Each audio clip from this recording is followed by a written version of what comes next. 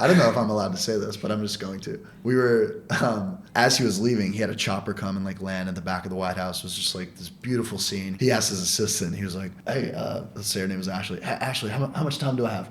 1 minute, Mr. President. He goes, hey, you guys want to see the Oval Office? Give it a year, I bet they'll call you a genius.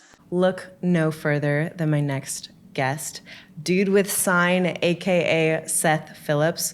I'm gonna read you your bio. Okay, It's a pretty impressive bio, not gonna lie. Dude with Sign is an Instagram account that rose to cultural prominence in 2018 with its ever-growing 8 million followers. The account pictures Seth standing in various New York City streets holding signs that say things that everyone thinks and no one says. Dude with Sign has ever since been invited on The Ellen Show, Jimmy Fallon, and has done collaborations with Justin Bieber, The Rock, and President Biden.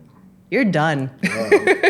Your life is complete. That's like a really crazy list of things to do. Absurd. Yeah. I'm so excited to have you on the show today. So Thanks. Thank you I'm for happy being to be here. here. I hope my story is interesting. We met New York Fashion Week, and you told me a little bit about your story. And what was crazy is you told me that you're from the middle of absolute nowhere, Texas. Yeah, right? Small town boy. Like 618 people. It's called Holly, Texas. Wow. Shout out to Holly. I grew up with 5 older sisters. Yeah, we were just running around our little small town. And what did you think you would end up doing when you grew up? absolutely not this. I knew I wanted to do something with humor. I loved being funny. I loved like making my family laugh. So I figured I would go somewhere in that route. But no, people ask me, they're like, did you want to be like an influencer? Did you want to be like famous? Did you want to be like an internet guy? And like, no. Do a sign wasn't really something I pursued, but it kind of fell in my lap and I've had a blast and it's been so much fun. When you say that you wanted to do something within the comedy space,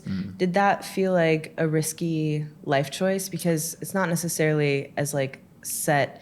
Definitely. I knew it wasn't going to happen in Holly. I knew that I wanted to do something outside of my little town that I grew up in. And what do you feel like was the first step that took you out of the reality you grew up in? The first step I took, whenever I graduated college, I'd never left the United States. I'd never really done anything that cool. It was all just like my world was like this small little town. And then I decided after I graduated, before I go get a desk job, I'm gonna leave the country. I'm gonna do something fun. I'm gonna backpack around, do the find yourself journey. You know? We love a find yourself journey. Exactly. So I saved up some money. I was working at the Olive Garden. That was my college job. I was slinging pasta for a few years, and then wanted to take a trip, and so I saved up a few $1,000. I went to Australia for a little bit, and Australia wasn't very shocking to me. It was also very expensive. I was blowing a lot of money. Yeah. And then I went to Vietnam, and I spent months in Vietnam. I was teaching English to kids. I had the best trip ever. That was the point where I realized that I can really do anything I want. I felt truly independent. I could go anywhere. I could do anything. I could handle it. No matter what happens, I can figure it out. I had a lot of bad things happen on that trip. I got robbed in Vietnam. Ooh, that's not a good thing. I went to Cambodia. I went to Thailand. It was moving around, and I spent all my money, all the money I'd saved, all the money I made doing olive gardening. Yeah, all the Olive Garden and all the teaching English to kids in Vietnam. All that money I made, it was gone. So I had to move back with my parents after that little journey, and I was kind of working from the ground up my plan was really to go to Austin or something. And I was like, maybe I'll get a marketing job. I got a marketing degree. And so I was like, I'll just go to Austin or something, get a desk job. And that was kind of my plan while I was staying with my parents. Wait, quick question. So when you were in Vietnam, did you think, I'm just doing this for fun? And the teaching job, you just looked online to find something to sustain you while you were there? The teaching job was one of the craziest experiences of my life. Yeah. So like I said, I didn't have much money, so I was kind of freaking out. I was like, how am I going to get a flight back home? I knew some friends who were teachers there, and I was kind of asking them, what does it take to be a teacher? They're like, well, you got to be certified. You have to buy this certification thing. It's not easy. You can't just be a teacher overnight. They don't just hand it out to anyone. Yeah. But one of my friends was like, and this is wrong. I hope this doesn't get a bad look. But one of my friends was like, so there's this substitute teacher Facebook group. Everything in Vietnam is done through Facebook. It's their database. It's random fact. Yeah. So there was a group for substitute teachers, and so he was like, just try to join. I was like, okay, I'll try to join. And I tried to join, and they let me in. The first post I saw was Need a teacher in Tejo, ages like 6 to 10, must be native English speaker. Wow. I was like, okay, let me just, I was like, you guys still need someone? They were like, yeah, if you can be there, try to be there at 6 p.m. or whatever. Wow. And so I'm on this motorbike they have like their Ubers are called Yeah. Grabs. And so I'm basically like on the back of this motorbike, like holding this guy's stomach, just like on my way to go teach some kids. And I was freaking out. I remember just thinking like, do I need to know Vietnamese to be able to like talk to these kids? Ask. You know, is there going to be a teacher in there? Is there like a lesson plan? Like, what am I doing? Like, what should I even not do this? Should I bail? Should I scram? Like, why am I going? What am I doing? And I get there, I go to the wrong house, and someone's like shooing me out of their home. And so they shoo me out. I was trying to get some help, but they didn't speak any English. So they were like, there's no telling what they were saying. They're probably, get the fuck out of my place. Yeah. And so I went to the next door and there were shoes everywhere. I was like, okay, I think I'm in the right place. Yeah. And I go up there and he goes, Seth? I was like, Oh yeah. my God. And he goes upstairs. And I walk upstairs and there's 30 little Vietnamese kids So cute. freaking out like they had just seen an alien, because at this time, Oh, because you are an alien. I had long hair, I had a little like beard, I was 6'4". They were like losing You're their so tall. minds, and Yeah. like I couldn't even. I remember I would sometimes like lean down to like talk to a kid or like try to make them understand something, and they would just like stare at my face and they would just like touching my hair and stuff. Like it was like I was. That must have given you a soft spot. It was cute. Yeah. I was a freak to them, but Yeah. it was adorable. Wow. It was so much fun. And then And did you feel like nobody there could tell if you were doing it wrong anyways? So you might as so well. there were no adults in there Yeah. ever. Wow. And so at that first, would not happen in America. Yeah. So when they're that young, and the kids are brilliant. They're like, they can speak great English. They've been doing this like since they were tiny.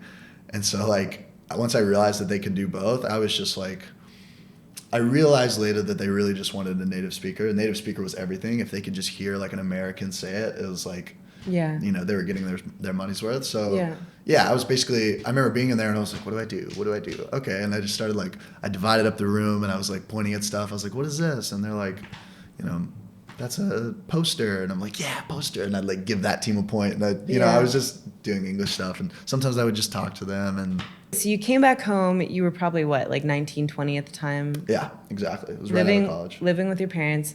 And then did you end up moving to Austin, or was that just a dream? So Okay. while I was actually while I was in Southeast Asia, I got a call from my buddy. He created the game What Do You Meme? Yeah. Yeah, Okay. It's like an adult card game. He created that game, and they wanted to create a bunch more games. And he gave me a call one day and was just like, "Hey, I know you're traveling and stuff, but we're looking for more writers. If you're interested," he's like, "You're one of my funnier friends. Like, if you want to try this out," I was like, "Yeah, absolutely, I want to try it out." So I came to once I finished, I came to New York. Was he offering a paycheck or just Not an yet. idea? Wow. He offered me. So he offered me to do it remotely for just a little bit. He was like, just like type some jokes every now and then. You can like, we'll see if you're funny. We'll see if we like them. We'll see if you have like the voice that we want. Yeah, and it went great on both ends. I was having fun, and so he was like, okay, I think you should come meet the team. And so I came for a week just to like work out of the office and like see how things were. It went great, and I told myself during the week that I'm having a lot of fun, but I don't think I'm going to move to New York and like do this. I don't know. It just seemed like too much for me at the time. It was like overwhelming. I was like, I can't ever imagine myself moving to New York. And the only New York I knew was like Times Square. So it was like thinking about New York, I wasn't that excited. It wasn't like, it was chaotic and like dirty to me. And then he gave me an offer like a few weeks later. So up until that point, he wasn't paying you? No. Well, no, that's a lie. He was paying me. He was paying me, but it was like, yeah, I worked, I put in like a few hours, so. Doing this show, I've interviewed a lot of people, and it's so interesting how different the mindsets are. So it's like some of them were so obsessed with what they wanted that it was like a woodpecker. They like kept pecking the wood until like the piñata broke. But also some people kind of stumbled into it. It almost feels like you didn't really care how far it would take you. Like you didn't think, I'm gonna get this like huge influence. Yeah. I'm really not that much of like a go-getter, I'm not like I'm gonna take what I want. This is what I'm kind of just take the world as it comes, be nice to people, and just rock with it. Do your best. Most people that Take like opportunities. do collabs with JB, well, the two JBs, Joe Biden and Justin Bieber. Whoa, I've never even thought about that. Maybe Jack Black is next. Yeah.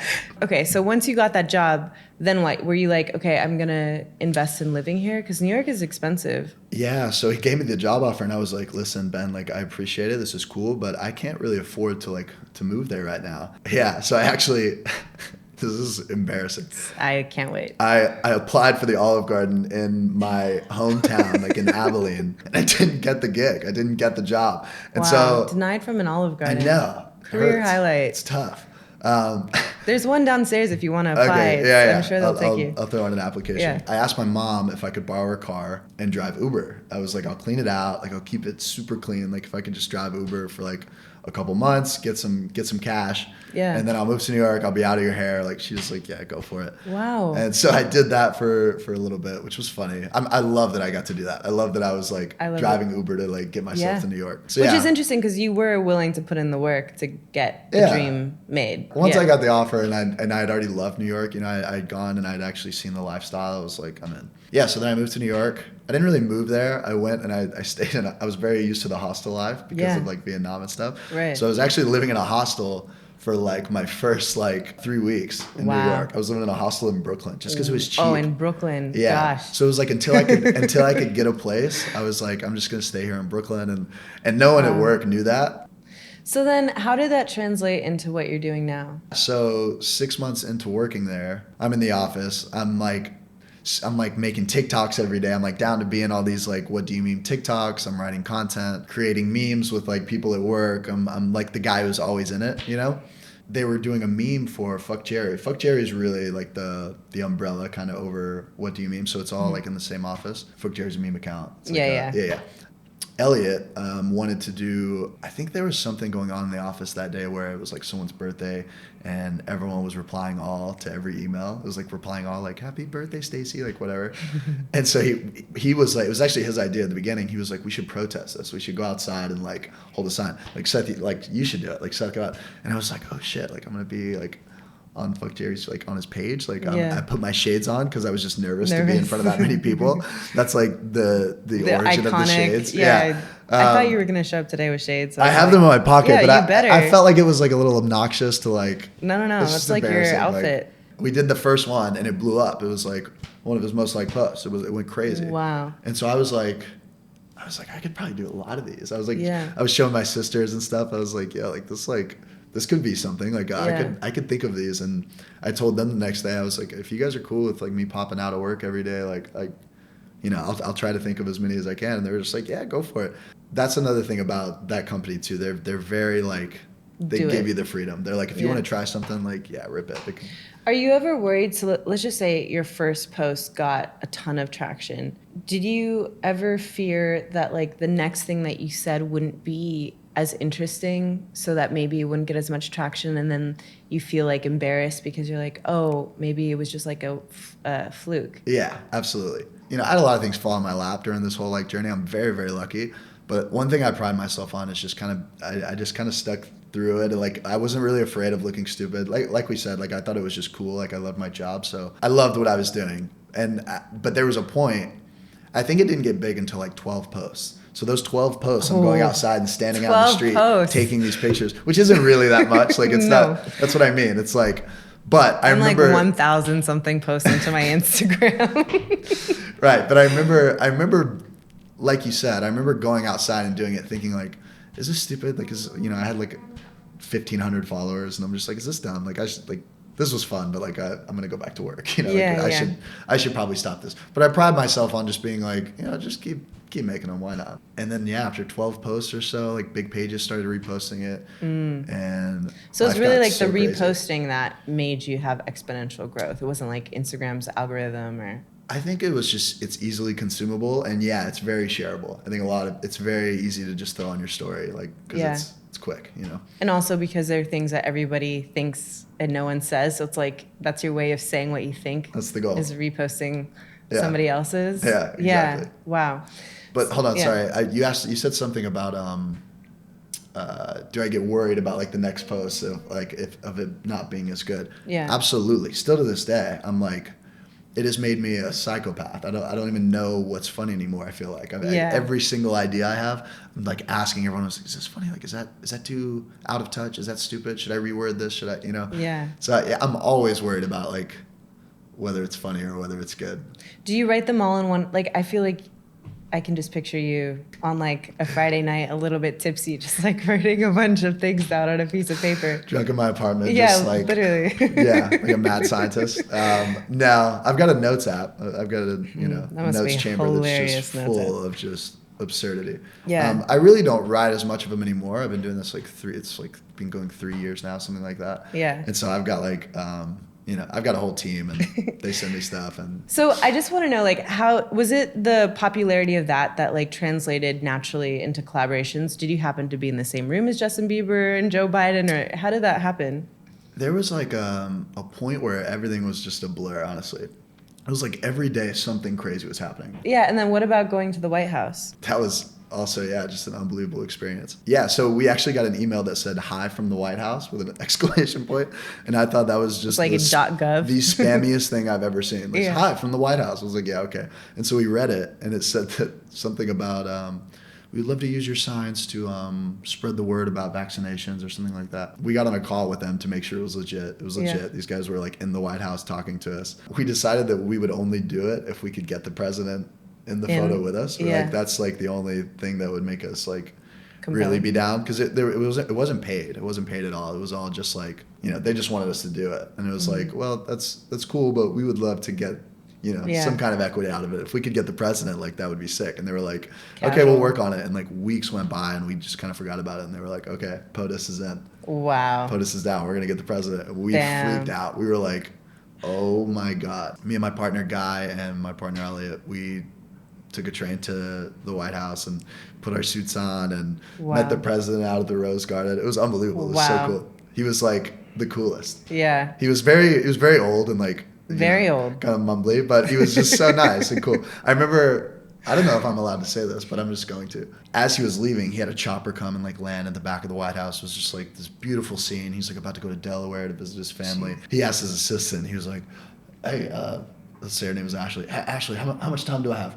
1 minute, Mr. President. He goes, hey, you guys want to see the Oval Office? And he starts like trotting over to the Oval cute. Office, Yeah. takes us in there. We're all taking pictures in there. He's like Wow. showing us everything. It was the coolest thing ever. Wow. Yeah. That's so special. Unbelievable. That's definitely, like, I just got chills thinking about it. Because you can do you can plant all these seeds in your life, but Right. there are things in your life that are truly not in your realm of control. Right. So the fact that, like, you couldn't have had a PR team reach out to the president and be like, Right. let's do this Yeah. campaign. I So had a that- lot of yeah. those like look around moments where I was just like it's so absurd. This happened from holding a sign. Like, this is Yeah. like, what am I doing here? This is ridiculous. Yeah, that's amazing. Sometimes I would just start laughing. I would just be laughing at like how Crazy. fucking weird life is. It's Yeah. like, yeah, Yeah, it's exactly. very strange. How much do you feel life is luck, and how much do you feel like it's hustle and hard work? It's a great question. Yeah. It's very hard because, like I said, I'm not this crazy like hustler, like grind, go getter, But my sisters think that I'm literally the luckiest guy in the entire world. They always like make fun of me. They're like, you're gonna fall into something crazy here pretty soon. They're just like Yeah. always they make fun of me for it. They're like, you're gonna be fine. Did you start out thinking that? Because sometimes, like, do you believe in manifestation? Absolutely. You do? Absolutely, I do. I believe in manifestation. Yeah. So do you feel like you manifested it? You're like, oh, I'm so lucky. I'm so lucky. Oh, look, the president just. I think that I manifest good things. I don't think I manifested the president. Like, some stuff you just can't expect. It's just so crazy. There was so much luck that went into it, but Yeah. I pride myself on certain things. I pride myself on being like willing and handling things the way that I do. But I could have never imagined. It's just like Yeah. social media is such a weird thing. Yeah. It's very strange. Okay, so I'm going to do truth or dare now. I'm Okay. going to ask you a question, then you're going to ask me a question. Okay. First, truth or dare, which JB were you more excited to meet, Justin Bieber or Joe Biden? Bieber. I was excited for Bieber. Yeah? I thought that was cool. That was a crazy experience too. Why? That guy is famous. That is a famous man. We went and met him at his apartment in Williamsburg. So we show up, and I was like, I really had no idea what to expect, but I'm thinking like, this is gonna be cool. Like, we're gonna like, do a thing with Bieber. And they asked us before to find a place far from his apartment to shoot the sign. And we were like, okay. We go to his place, and there's like 80 people outside of Really? his apartment in the street. Like this is an apartment building, and there's like 80 people outside the street. Most of them are like girls with like, you know, little poster board signs and stuff. And I walk up, no one has a clue who I am. Like I'm thinking that I'm gonna have to like walk through these people and be like, oh guys, chill. But they're all like uncontrollably freaking out over Justin Bieber. Wow. Like, and I don't know if it's like that at all times, but like, so he came out, we jumped in a Sprinter and then went like to our spot. And I see what they meant now, because once he came out, everyone's obviously freaking out. Like I'm watching girls like, oh my God, like it's Justin, like losing their minds, and they get in the car, and then we go to our spot, and all these cars follow us. Once Bieber gets in the car, everyone else gets in their car, and they're all just behind us, like following. I'm like, dude, you're being followed. Like you're being followed by all these people. That's crazy. He's like, this is how far we got. Like you guys, this is the spot you picked. And so we jump out. Everyone else parks like literally in the street. Everyone jumps out. All these little girls are like losing their mind, and we take the photo. It's super quick. We dap him up. We like say what's up, and then he leaves, and it's just completely quiet. Everyone else leaves, and it's just like, dude, I can't imagine the chaos. Would you ever want that level of fame? Nah, no way. Really? I think I'm great right where I'm at. I love that I can walk outside and people are just kind of like, sign guy, and I'm like, yeah, that's it. I like that. You have one more question for me, and then we're gonna get to the games. Do you have a biggest regret, maybe? Yeah, I think I do. I think when I was a kid, my mentality was like I didn't want to have regrets, and I wanted to do everything the right way. By kid, I mean like a teenager. Mm-hmm. So I feel like in my mind, I like played the long game, and I didn't take that many risks. But I really feel like when you want something, the best idea is to just like throw a bunch of colors onto a canvas, see what happens, do something, be like, wow, I really regret that, never want to do that again, probably really embarrassed about that, probably a bad decision. But like that life experience actually has value. And I think that another thing was I didn't want to be stupid, so I tried to do everything myself instead of just like spending money to do it faster. Right. And I would always trade time for money, and I think that puts you in a really small world instead of like expanding your world. So that combination of things is probably my biggest regret. Well said. Thanks. Okay. You're better at this podcast thing than I am. No. You're going to be hosting next time. Okay. So we have two little games. All right. Okay, so we're going to spend a couple minutes writing signs. We're going to put a timer for 2 minutes. I feel like that's manageable. I'm going to rapidly have to think of signs? Yeah. Okay. Good luck. If yours are funnier, you can dare me to do whatever. And we're at Times Square, too? This is great. Yeah, I know. And if mine... You're going to be kissing Batman here shortly. Yeah. If mine is funnier, then you have to write it on one of your signs and hold it up. And take a picture. 2 minutes? Yeah. This is absurd. You already knew what you were coming in here with. Yes, I did. How much time do we have? I don't know. I'm kind of happy with my 2. I love my 2. I don't think I'm going to do better than what I've No? got. Yeah. We still have, great guys. Did we go over? You didn't set it? I did a timer for 2 hours. We need more cardboard. I had one job. Do you want to do your first one? Because these are tiny cardboard pieces. Size doesn't matter. Oh. That's pretty good. That's definitely, I already know you won No, my it's first okay. one. Mine is pretty stupid. What do you got? My handwriting's terrible. I would never be able to do this professionally. Back to McDonald's play place. Great. That's fire. I really want one. You know what I'm talking about? Yeah. The I miss those. Yeah, I miss them too. What's your next one? Mine are really stupid. I thought Mine- these were so this good. one sucks. This one I sucks thought and these it's were gross so and it was a good. terrible attempt at comedy. I said Lila farted at 2:09.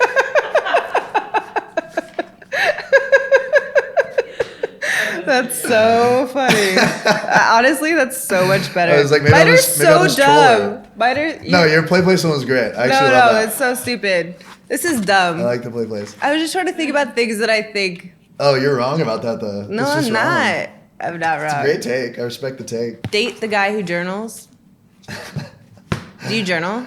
Sometimes journaling is not like private enough to me sometimes, you know? I do a lot of talking to myself out loud. I sit in my apartment and I just like... That's what I people just think you're the dissect. crazy. No, I am. I'm a psycho when I'm in my apartment by myself. Mine are really stupid. The cook shouldn't clean. No, you're right though. I think I did that once for a Really? Thanksgiving post. Really? Yeah. Oh, I didn't even see that. Okay, what do I? Dare.